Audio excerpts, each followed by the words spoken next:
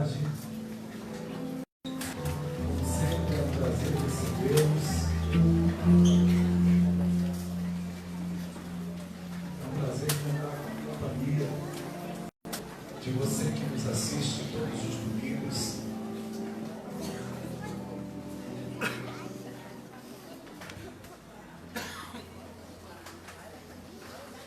As crianças estão saindo para a sua reunião particular, específica.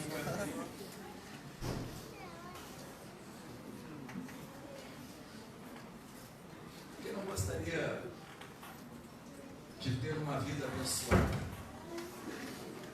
Quem não gostaria de ser abençoado, de ter a sua família abençoada?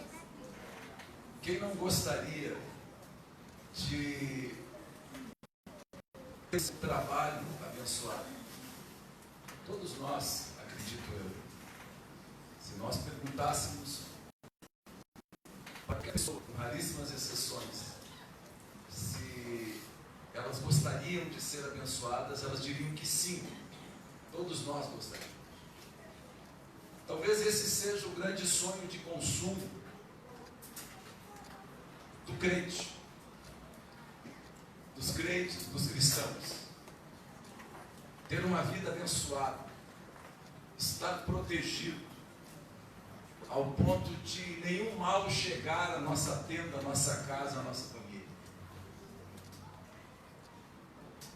Eu acho que esse sonho faz com que milhares e milhões de pessoas afluam às milhares de igrejas evangélicas e não evangélicas do nosso país e ao redor do mundo.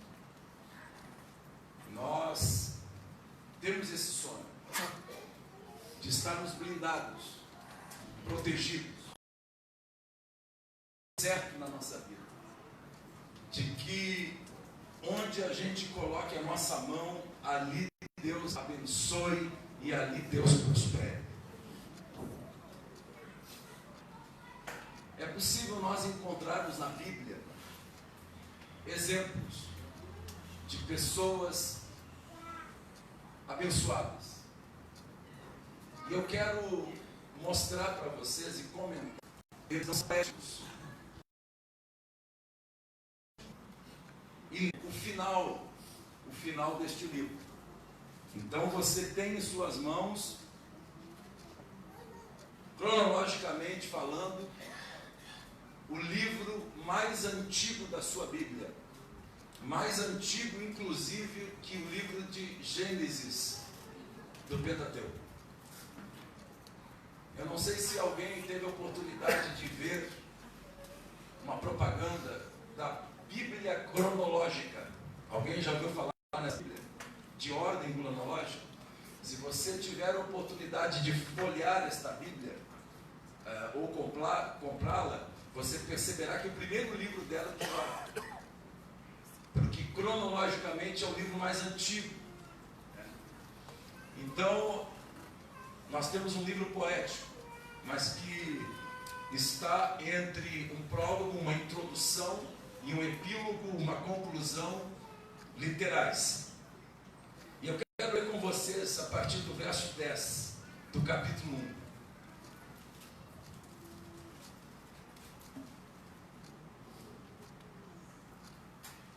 Nós podemos ler a partir do verso 8. Depois nós vamos nos contextualizar. E disse o Senhor a Satanás, e é isso mesmo: observaste o meu servo Jó? Porque ninguém há na terra semelhante a ele, sincero ou íntegro, reto, temente a Deus, não só identifica, mas desvia-se do mal. Então respondeu Satanás: nem tudo que está na Bíblia é palavra de Deus. Eu sempre fiz essa ressalva. Só porque está escrito na Bíblia não significa que foi Deus que falou. E temos aqui um exemplo. Então Satanás disse: Porventura, Jó teme a Deus de balde, ou por acaso? Porventura não o cercaste tu de bens a ele, ou uma sebe, colocaste uma cerca, uma sebe, ao redor dele e da sua família, e tudo quanto tem? A obra das suas mãos abençoaste, e o seu gado está aumentando na terra. Interessante. Pela primeira vez nós somos levados a um concílio, a um lugar onde Deus está, e nesse lugar, num determinado tempo, Deus fez uma reunião com os seus anjos, e entre os anjos, como está escrito aqui, Satanás apareceu, sendo ele um querubim, também um tipo de classe angelical. Apareceu a presença de Deus, e Deus faz um elogio e diz a Satanás: eu sei que tu tens observado o meu servo Jó, sei, pois tu andas pela terra, rodeando a terra, e isso está no contexto, depois você vai ler com calma, e eu sei que tu tens observado ele. Interessante é que Deus determinou que ao redor de Jó e sua família e seus bens materiais fosse feita uma sebe. Em algumas versões da Bíblia está esta palavra, sebe, uma cerca protetora que nem mesmo o diabo e seus demônios podiam ultrapassá-lo, nem mesmo. E aí você começa a entender por que o apóstolo Pedro, lá em sua epístola, em sua carta, escreveu: porque o diabo, o nosso adversário, ele anda ao nosso derredor, bramando como se fosse um leão à espreita. E por que ele anda ao nosso derredor? Várias explicações e implicações poderiam surgir disso, mas uma das razões é que ele anda ao nosso derredor porque ao nosso redor está o anjo do Senhor, ou pelo menos um anjo da parte de Deus, como está escrito nos Salmos, porque o anjo do Senhor acampa-se ao redor dos que o temem e os livra. Então ele anda ao nosso derredor. Isso é uma das razões pelas quais ele anda ao nosso derredor. A outra razão é porque ele não tem acesso aos seus pensamentos. Como muitas pessoas dizem assim: Satanás vai ler o que eu estou pensando, Satanás está na minha cabeça. Não. Se você aceitou Jesus Cristo de verdade, e se o Espírito de Deus está na sua vida, você hoje tem a mente de Cristo, e Satanás não tem acesso à sua vida. E ele precisa estar ao seu derredor, ou colocar algum demônio, algum anjo decaído para que o faça, para poder observá-lo, e através de seu comportamento, de suas ações e reações, tentar interpretar o que você está pensando. Então existia uma cerca ao redor de Jó, de sua família e de seus bens. Uma cerca. Para vocês terem uma noção, e tudo está escrito aí no capítulo 1, Jó, ele possuía 3.000 camelos. Isso numa era que consta, ou que dista a mais ou menos 2.000 anos antes de Cristo, pois Jó segundo comentaristas inúmeros, foi contemporâneo do pai de Abraão, Terá. Ou seja, mais de 2000 anos antes de Cristo. Era uma sociedade em um período caracterizado pela anarquia, por esse sistema, entre aspas, de governo, sem governo, e pela falta de regras. Não existia leis. Naquela época, na época de Jó, antes de Moisés, antes de Deus dar os 10 mandamentos à humanidade através de Moisés, não existia lei da parte de Deus. Então era uma sociedade anômica, como a gente diz, usa esse termo para dizer, sem leis, sem regras, uma sociedade anárquica, uma sociedade sem reis. O que reinava naquela época era o patriarcado.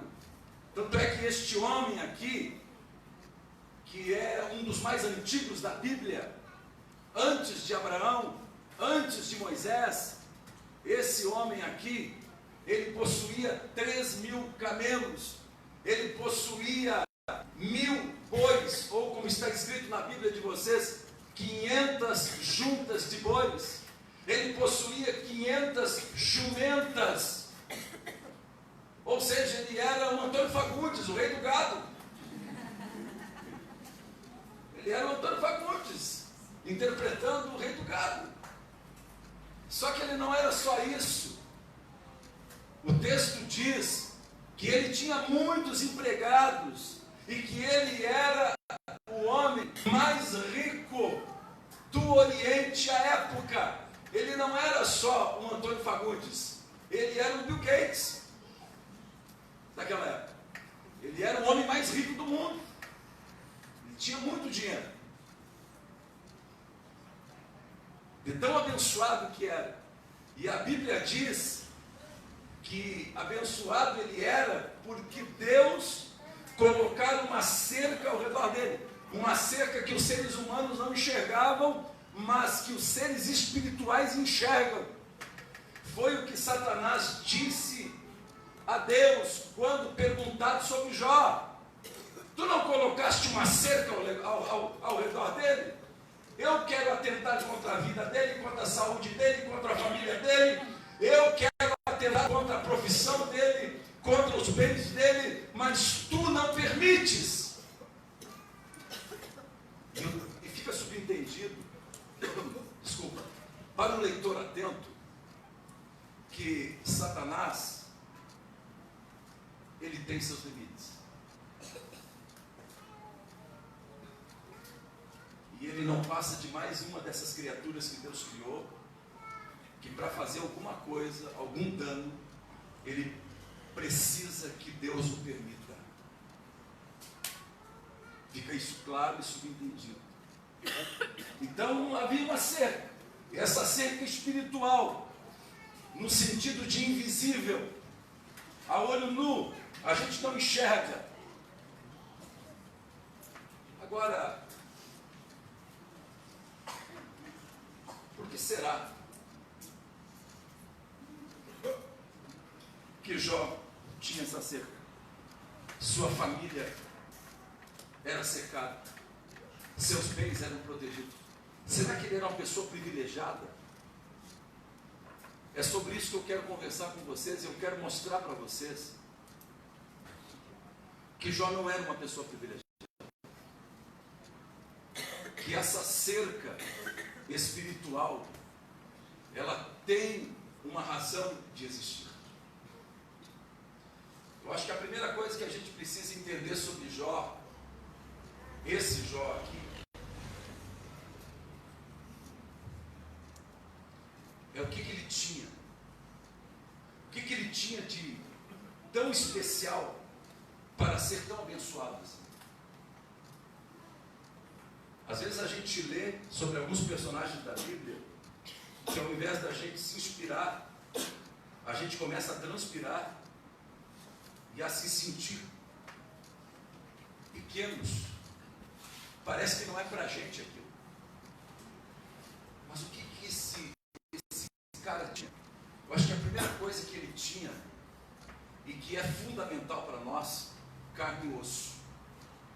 Ele tinha carne e osso, ele tinha endereço fixo. Ou seja, este homem da Bíblia, ele não é um personagem fictício. Ele realmente existiu. Eu acho que a primeira coisa que fica para nós, e isso é importante para que nós nos identifiquemos com Jó, e nós comecemos a cogitar da possibilidade de experimentarmos o que Jó vivenciou. Porque não é por acaso que o livro de Jó começa, e você pode olhar no capítulo 1, e versos 1 e 2 em diante, dizendo que existia um homem. Eu acho que a primeira coisa que Jó tinha, e que ajudou na construção dessa cerca, é que ele era um ser humano de carne e osso, ele era gente como a gente, ele não era um ET, ele não era um vingador, ele não era alguém com poderes extraordinários, distante da gente, ele era gente como a gente, e o texto diz que ele morava num lugar específico, ou seja, de carne e osso, gente como a gente, alguém com endereço fixo, com caixa de correio. Ele era um ser humano. E talvez você me pergunte assim: existe alguma comprovação histórica fora da literatura bíblica de que esse personagem bíblico histórico existiu? Eu digo, nós não precisamos recorrer à literatura secular para atestarmos a existência de Jó. Porque Ezequiel, no capítulo 14, e verso 20, se não me falha a memória, o próprio Deus cita juntamente com Noé, juntamente com outro profeta, a pessoa de Jó. Daniel, Deus, em resposta a uma pergunta do profeta Ezequiel, diz: ainda que estivessem numa cidade, Noé, Daniel e Jó, nem a sua justiça a salvaria. Ou seja, o próprio Deus, ele cita Jó como alguém que existiu. E o Novo Testamento diz para nós, lá em Tiago, no capítulo 5, que Jó era considerado um personagem no Novo Testamento, no primeiro século, alguém que existiu, está citado no Novo Testamento. Então isso é importante para nós não olharmos para a Bíblia e acharmos que o que está escrito aqui no capítulo 1 de Jó, em todo o livro de Jó, é apenas um poema, é algo fictício. Não é. Esse homem existiu, esse homem de carne e osso, como você, como eu. Isso talvez tenha passado despercebido, mas é importante para nós. Se aconteceu a ele, pode acontecer a você, pode acontecer a mim. É isso que eu quero que você entenda. O que ele tinha? Primeiro, ele era gente como a gente. Segundo, ele tinha apenas informação sobre Deus. Ele tinha uma informação. Porque a gente pensa que esse homem, tão abençoado por Deus, esse homem que tinha 3.000 camelos, esse homem que tinha 1.000 bois, esse homem que tinha 500 jumentas, esse homem que tinha empregados, a gente pensa que ele era especial.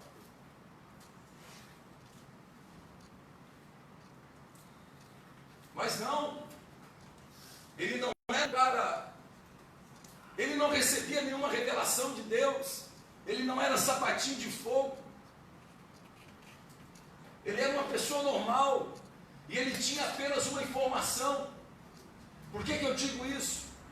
Porque se você olhar, não precisa olhar agora, o capítulo 42 e o verso 5, você vai ler ali que Jó, depois que Deus aparece para ele, a partir de um redemoinho, e fala com ele, Jó diz assim: antes eu te conhecia só de ouvir falar, porque antes da lei, antes de Moisés, na época de Abraão, Isaque e Jacó, não existia escrita, não existia pergaminhos, não existia papiros, a transmissão era oral, as tradições elas eram transmitidas de forma oral. Então o que é que esse homem tinha de tão especial para ser tão abençoado? Primeiro, ele era gente como a gente. Segundo, ele tinha uma informação. Deus não aparecera para ele, um anjo não aparecera para ele, não houvera uma teofania, uma manifestação visível de Deus para este homem. Não, ele tinha apenas uma informação. E isso é importante. Agora, o que ele fez com essa informação e o que essa informação fez com ele é o que revolucionou a vida dele e fez com que a cerca fosse construída. Por isso que eu gostaria que você prestasse bastante atenção. A primeira coisa que essa informação fez com Jó, que informação? De alguma forma, de pessoa em pessoa, de geração em geração, devido à sua localização geográfica na Mesopotâmia, de alguma forma, chega a Jó a informação contracultural de que o monoteísmo existia, de que só existe um único Deus vivo e verdadeiro.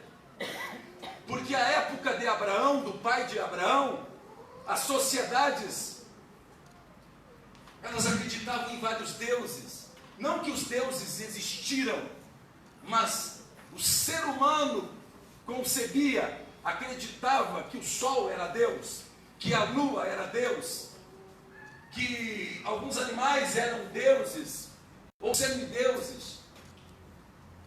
Jó estava inserido nessa cultura, uma cultura que não era monoteísta. Estava inserido nessa cultura. Então, de repente, ele recebe a informação: olha, existe um Deus vivo e verdadeiro.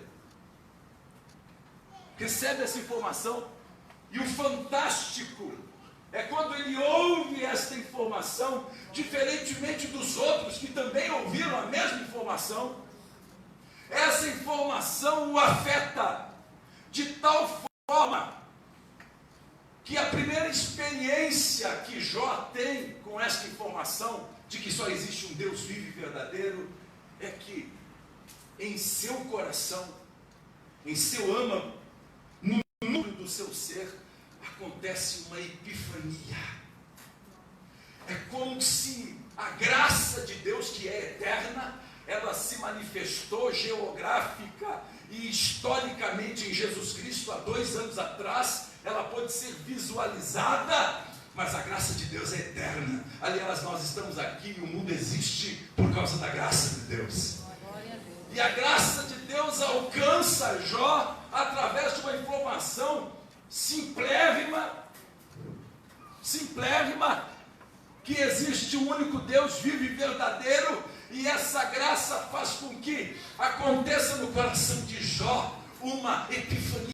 E que epifania? Uma revelação pessoal da existência de Deus, coisa que a informação destituída de revelação, destituída de ação da graça de Deus não consegue fazer. Tem pessoas que estão assentadas em bancos de escolas teológicas que elas não acreditam na existência de Deus. Isso é básico porque está escrito em Hebreus 11:6, aquele que se aproxima de Deus precisa crer que Ele existe, porque se você não crer que Deus existe, o resto não faz sentido para você. Então, esse homem que era de carne e osso, esse homem que ele tinha endereço fixo, esse homem que não tinha nenhuma revelação, esse homem que nunca viu ninguém ser curado por Deus, esse homem que nunca tinha entrado numa igreja evangélica, este homem para quem nenhum pastor tinha pregado nada, simplesmente ele tinha uma informação. E quando Deus ama uma pessoa, e quando Deus quer salvar uma pessoa, Ele move céus e terra. E essa informação chega, e ela chega como? Ela chega como uma epifania. É como se os olhos dele se abrissem. É como aquele cara que olha e diz assim: meu Deus, eu não sabia que era assim. Eu via as pessoas, mas eu não sabia. Aconteceu com ele, só que essa revelação do Deus vivo e verdadeiro fez com que gerasse no coração de Jó um temor. Temor no sentido de respeito profundo por alguém que eu não sabia que existia e que agora eu tenho certeza que existe, ainda que eu não o veja, ainda que eu não o sinta, mas aconteceu algo dentro de mim que atingiu o meu intelecto, atingiu a minha cognição, atingiu as minhas emoções, e eu dentro de mim, eu sei, eu nunca vi, ele nunca apareceu para mim, mas eu sei que ele existe. Isso a pesquisa não faz, isso a ciência não faz, o método científico não faz. Uma pessoa pode morrer estudando a Bíblia, pode estudar os textos originais, o hebraico, o aramaico, o grego, pode destrinchar exegética e hermeneuticamente a Bíblia. Essa pessoa, se não tiver uma revelação de Deus, de quem Ele seja e de quem Jesus é, essa pessoa vai continuar sendo um intelectual curioso, mas não um discípulo de Jesus. Espiritual. É o divino que toma a iniciativa. Aliás, todo movimento humano em relação a Deus é secundário. Repita isso comigo. Todo movimento humano em relação a qualquer coisa de Deus é secundário. Porque primeiro Deus age e depois nós agimos. Quando alguém chega a agir é porque Deus já agiu. Quando alguém levanta a mão e diz eu quero Jesus, é porque Jesus já quis ele. Isso é fantástico, porque é um golpe mortal na ideia narcisística do ser humano de que ele é autossuficiente, de que ele é que escolhe as coisas. Você pensa que foi você que aceitou Jesus e que foi você que escolheu Jesus? Nananina, o que é que diz isso? Nananina, não, você não escolheu, o Senhor escolheu você. E se você está olhando para mim dizendo assim, esse cara está dizendo bobeira, isso aí é besteira, é porque Deus não te escolheu ainda. Porque se Ele te escolheste, hoje você estaria de joelho diante dEle. Agindo Deus, quem impedirá? Isso é loucura para os filósofos. É loucura para uma geração pós-moderna que abandonou o modernismo da cientificidade, o modernismo da tese, da antitese e da síntese, da comprovação. Hoje nós estamos no pós-moderno, onde cada pessoa tem a sua verdade. Não existe mais verdades absolutas. Para uma sociedade assim, Jesus se apresenta, eu sou o precedido pelo artigo definido, eu sou o caminho, eu sou a verdade e eu sou a vida. Ninguém vem ao Pai senão por mim.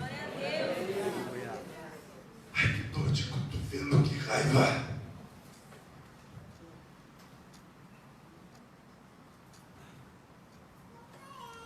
essa informação gera uma epifania, a epifania faz com que surja um respeito, um temor. É por isso que os versos 1 e 2 dizem para nós assim: Jó era um homem temente a Deus. E o temor faz com que Jó faça uma organização na sua vida. É isso que eu quero chamar a sua atenção. Ele tinha apenas uma informação. Essa informação foi tão impactante nele que ele passou a temer a Deus. E o temor a Deus fez com que ele fizesse 2 reposicionamentos. Primeiro, Jó posicionou Deus no lugar que lhe era devido na sua vida. Qual é o lugar de Deus na nossa vida devido?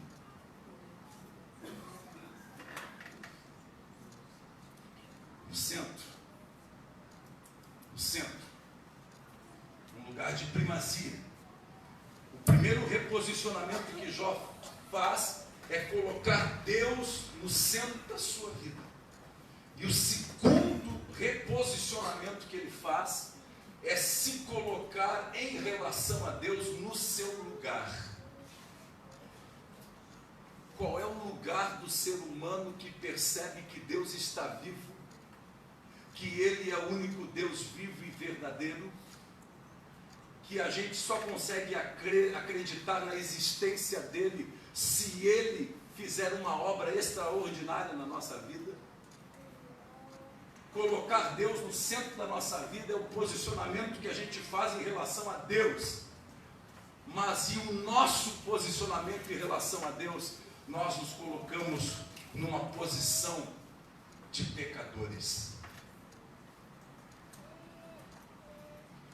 Porque não há outra posição possível para que nenhuma criatura se coloque em relação ao seu Criador, a não ser de totalmente falha, totalmente pecadora. Então vejam a sequência. Jó, ele tinha uma informação, uma palavra, um comentário. Esse comentário foi usado por Deus para revelar a Jó quem Deus era e quem Jó era. Jó reposiciona e coloca Deus no centro. E Jó se coloca na posição que ele já deveria estar, na posição de servo, pecador, de uma pessoa humilde. E isso leva Jó a um outro movimento, que é um fruto que não tem como não dar, se você está afetado ou afetada pela graça. Diz o texto que Jó todos os dias orava.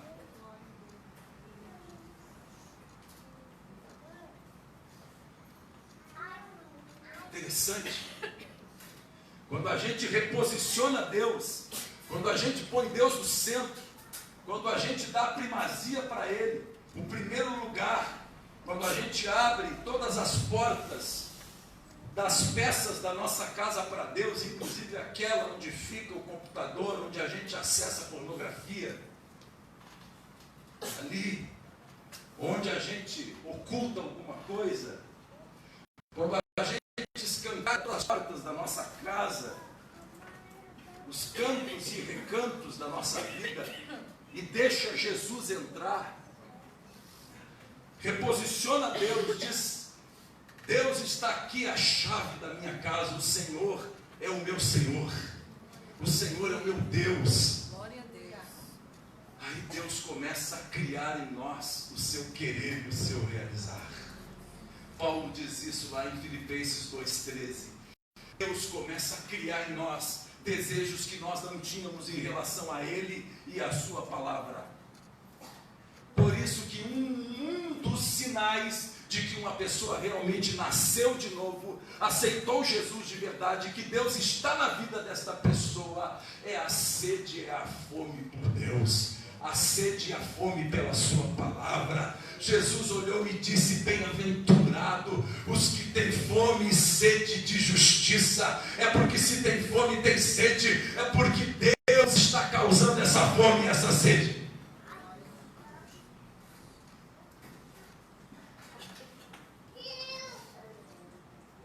Jó orava. Sabe por que a Bíblia não diz quantos minutos ele orava? Porque não importa para Deus quantos minutos você ora. Isso foi nóia criada pela igreja evangélica. Como se existisse no céu, ou em qualquer lugar que seja, regras pré-determinadas para a vida espiritual. A Bíblia diz que Jó sacrificava e orava. Não se diz como, nem que horas, nem quantos minutos, porque isso não importa.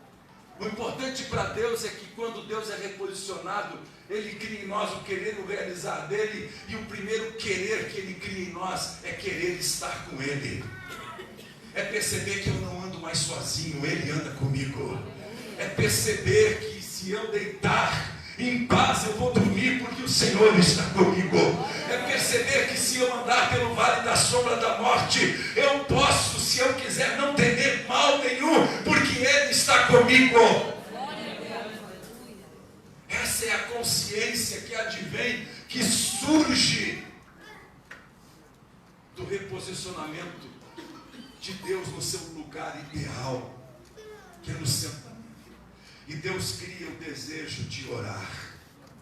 Eu pergunto para você, não importa o seu nome, não importa quanto tempo você tem de igreja evangélica, você sente vontade de falar com Deus?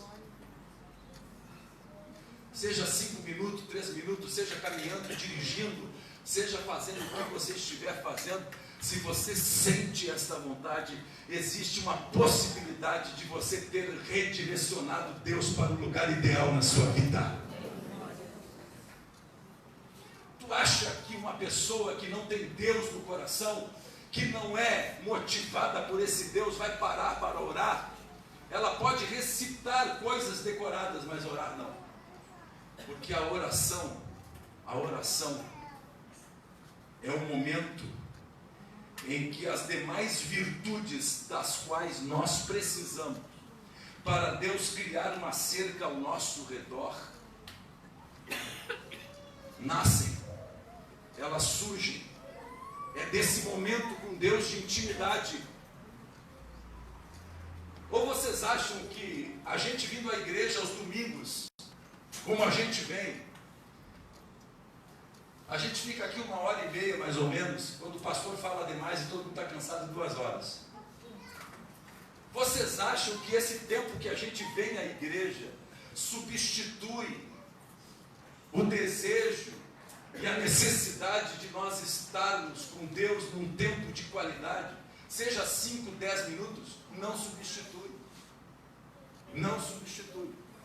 Por que isso? Por que Deus nos leva para a oração? Por que Jó orava? Porque a oração, ela gera em nós integridade de coração. Não é o que está escrito aí, no verso 2 ou 3? Jó era um homem temente a Deus, ele era íntegro. Íntegro. Por que Jó era íntegro? Porque ele era capaz, ele era um homem especial? Não. De onde ele tirava forças para ser íntegro? Da oração. Do tempo com Deus. Seja essa oração com palavras, seja essa oração em pensamentos, seja essa oração parada, ajoelhado, andando, dirigindo. É desse momento secreto. Jesus Cristo disse que o segredo está no lugar secreto.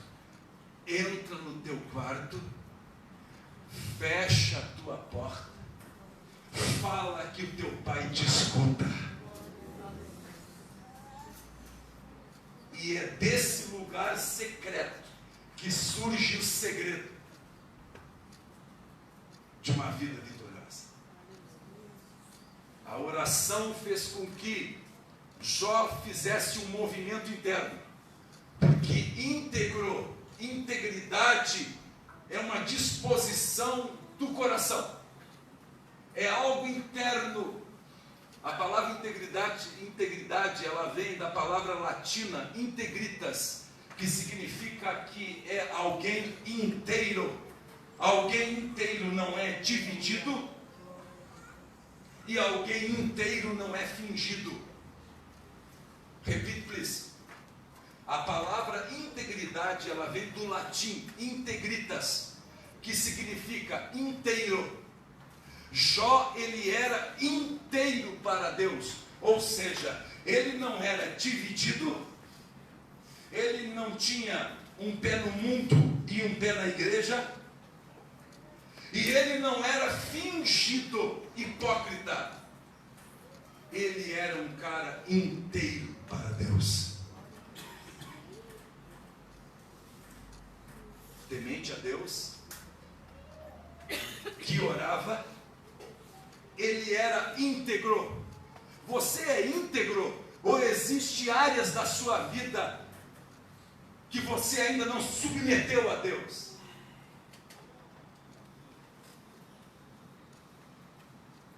Você é inteiro? Se eu colocar um bolo aqui, um bolo redondo, e se eu tirar uma fatia bem fininha desse bolo, de longe você não vai ver que esse bolo não está inteiro. Mas se você chegar perto, você vai ver. Pessoas inteiras a gente vê de perto, a gente não vê de longe. De longe todo mundo parece inteiro.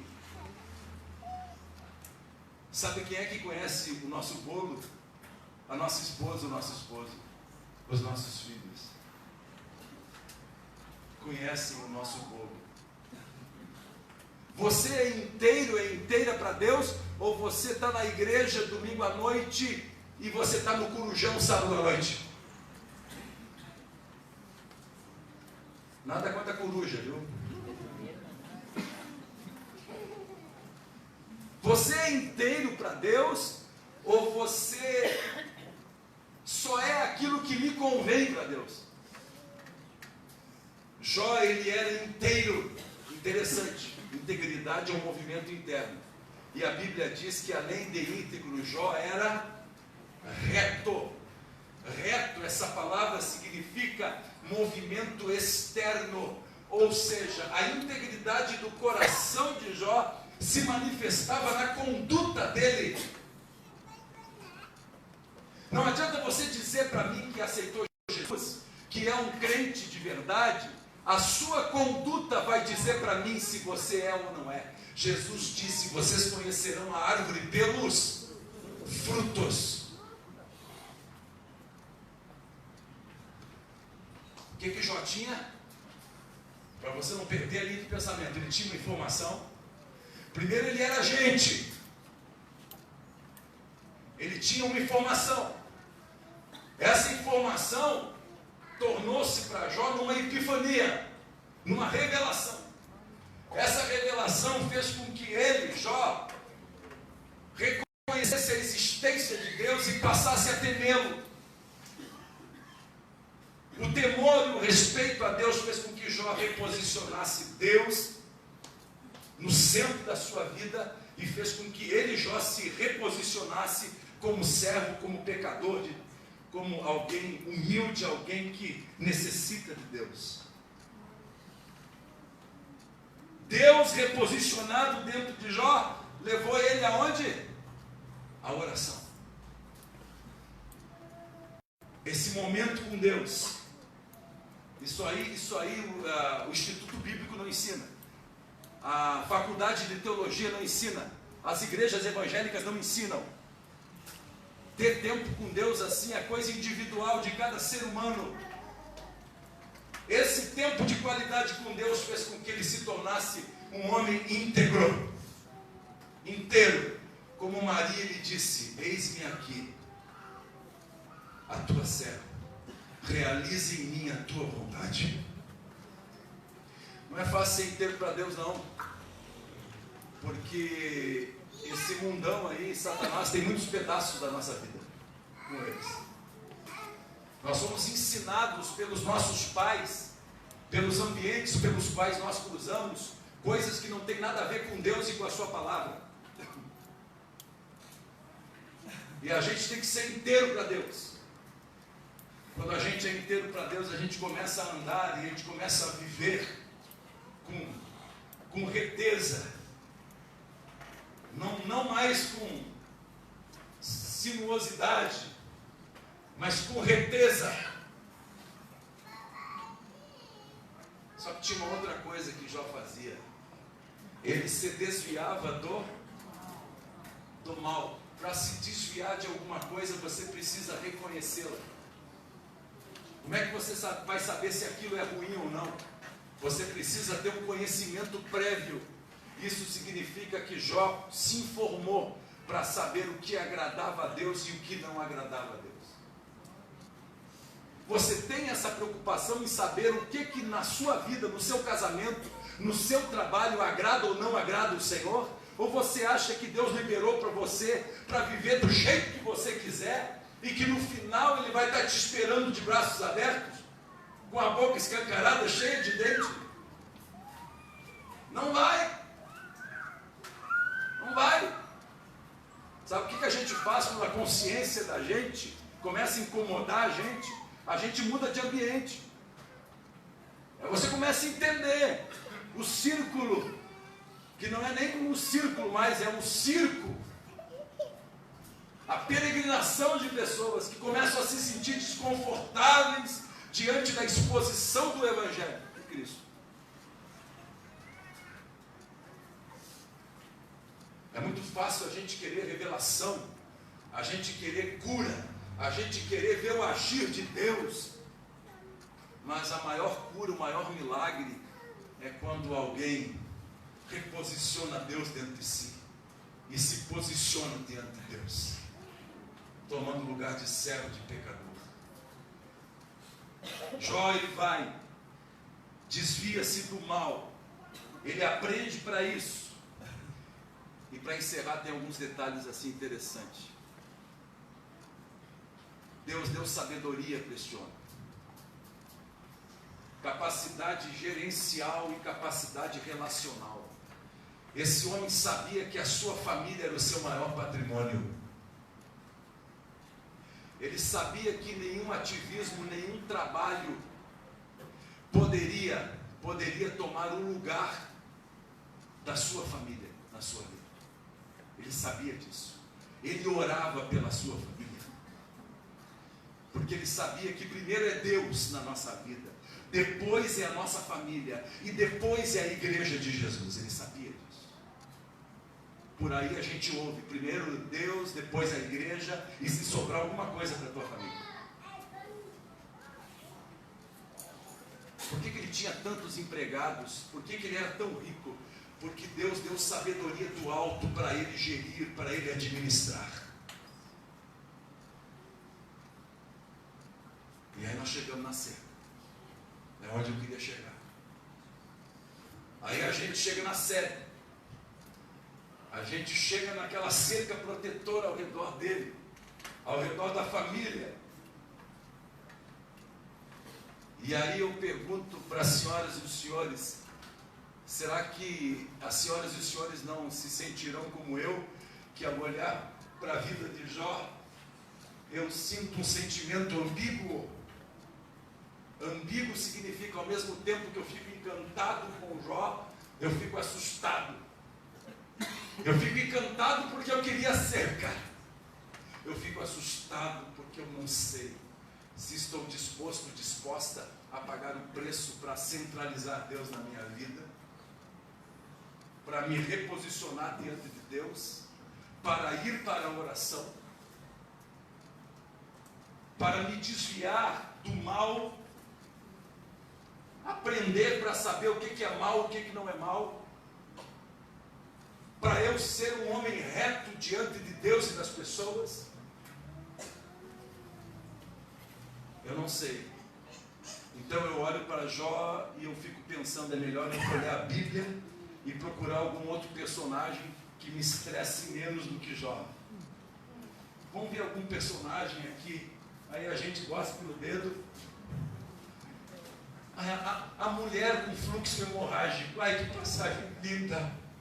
Ela simplesmente foi curada por Jesus. Essa aqui fica melhor para mim. Ou senão a gente procura uma passagem que a gente tem que caminhar ao redor dos muros de Jericó. Quantas vezes? Hã? Não, já é muito. Não é muito. É muito sacrifício. Tem uma coisa mais simples assim?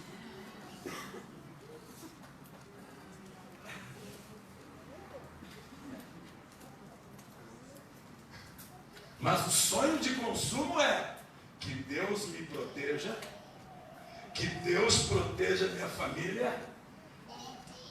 Jó é o cara do Salmo 1, onde tudo que ele toca prospera. Ai, como eu queria ser esse cara. Mas para aí, como é que esse cara chegou a ser isso? Ah, não é de graça? Não. Não é de graça.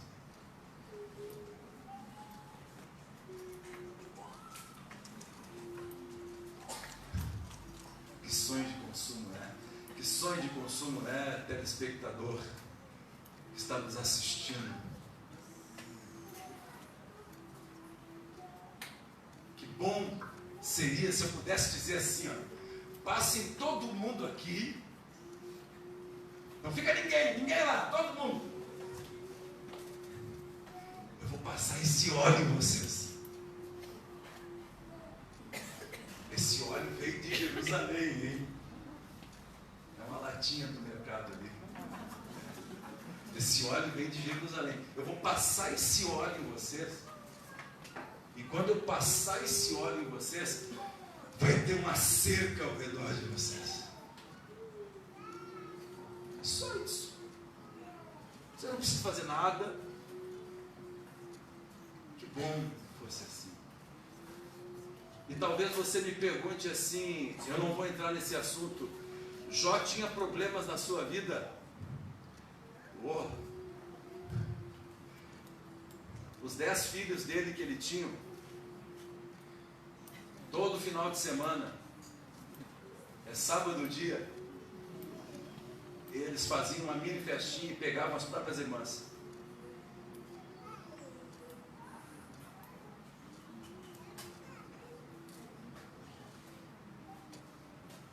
Jó tinha problemas, pastor. Eu não vou entrar nesse assunto, mas Jó perdeu tudo.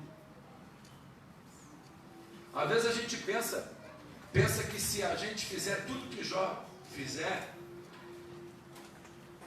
ir para a oração, reposicionar Deus, se reposicionar diante de Deus, ser íntegro, ser reto, que o resto da nossa vida tudo vai dar certo com a gente.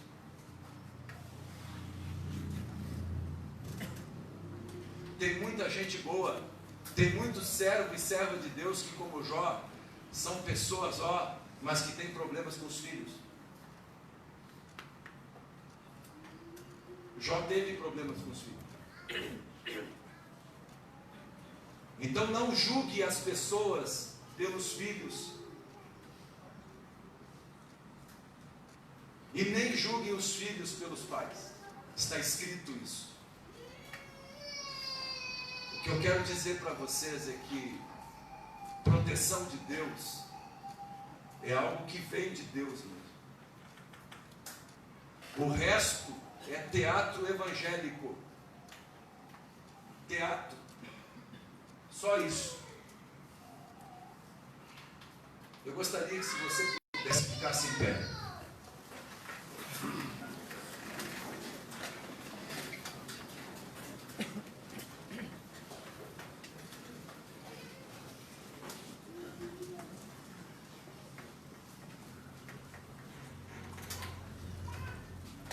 Como é que está a sua cerquinha aí?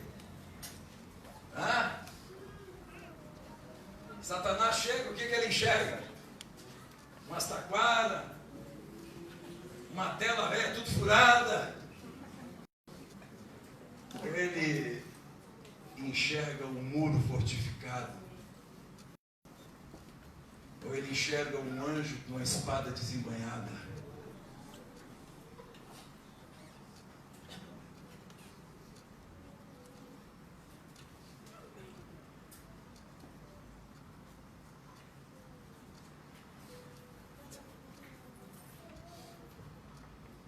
Nós temos uma informação. Aliás, hoje em dia nós vivemos a era da informação que terminou com a era do conhecimento. De primeiro as pessoas tinham menos informação e conheciam mais. Hoje elas têm muita informação e não conseguem processar isso. E acabam não conhecendo.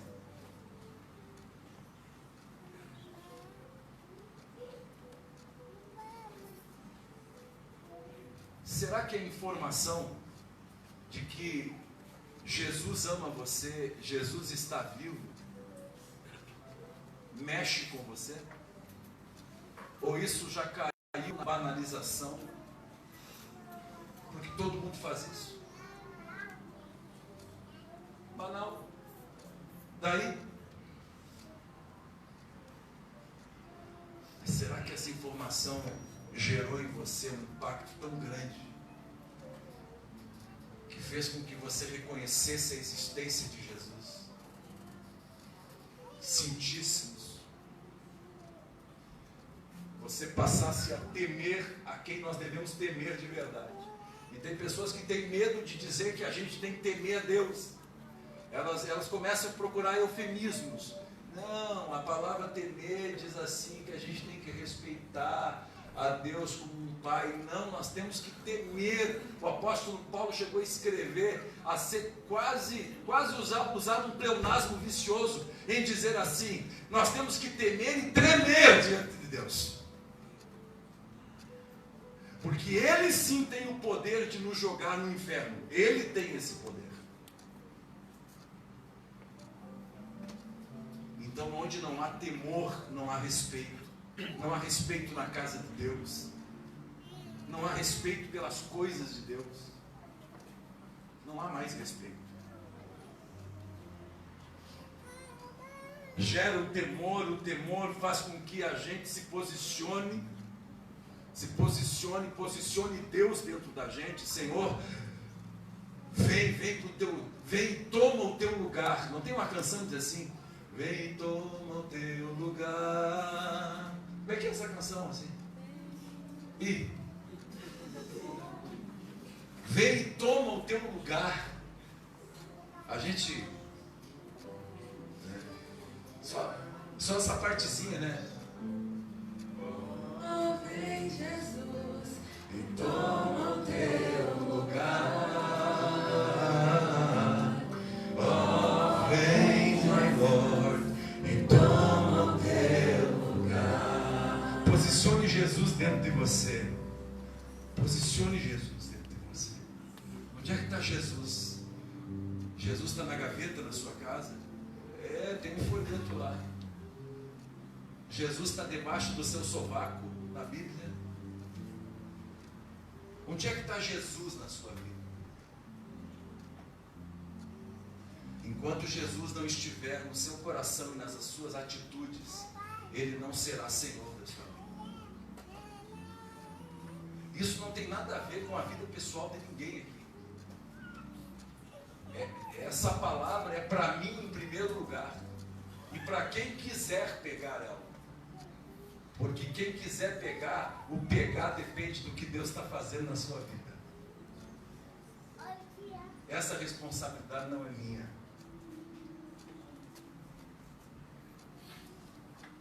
Posiciona Deus na sua vida. Posicione-se diante de Deus. Isso levará você para a oração. Você nunca vai me ver, dificilmente você vai me ver orando de joelho. Olha, se oração de joelho fosse necessária, eu estava ferrado. Mas você vai me ver como um louco na rua caminhando. E se você me ver mover a boca, por favor, não me chame de esquizofrênico. Porque eu descobri o meu estilo pessoal de oração, que é um outro assunto para outro dia. Qual é o seu estilo pessoal de oração? Tem gente que gosta de orar de madrugada. Eu já sou muito preguiçoso. Tem gente que tem ilusão de que Deus vai ouvir de madrugada. Está todo mundo dormindo. Tem menos gente falando. Coisa incrível, cara. É incrível. senhor ora de madrugada. Não, é que está todo mundo dormindo, Deus me ouve mais rápido. Deus não precisa que todo mundo esteja dormindo para te ouvir. Aliás, Deus está fora do tempo. Seja de manhã, de tarde ou de noite, Deus está aí com você, do seu lado, no seu coração. É só você falar com Ele.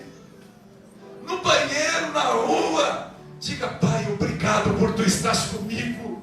Eu saio para entrar dentro do carro e digo: Deus, obrigado. Obrigado por Tua graça, por Tua misericórdia, por Senhor ter aberto o meu entendimento. Este meu vizinho que está saindo agora, ele ainda não crê em Ti, mas Tu me deste a graça de crer em Ti. Obrigado, Jesus.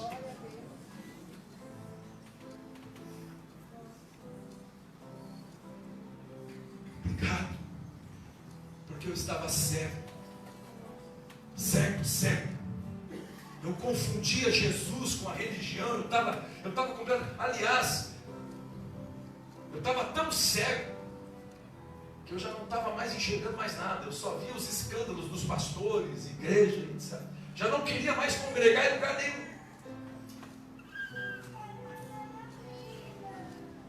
Isso acontece com a gente. Feche os teus olhos. Abre o teu coração.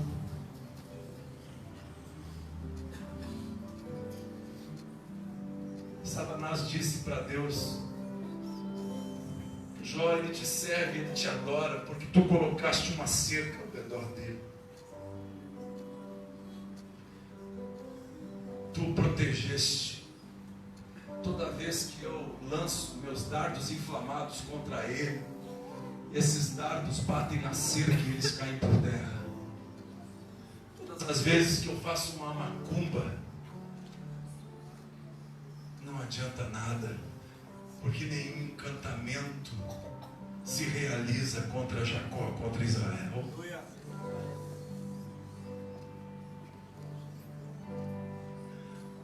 Tem uma cerca.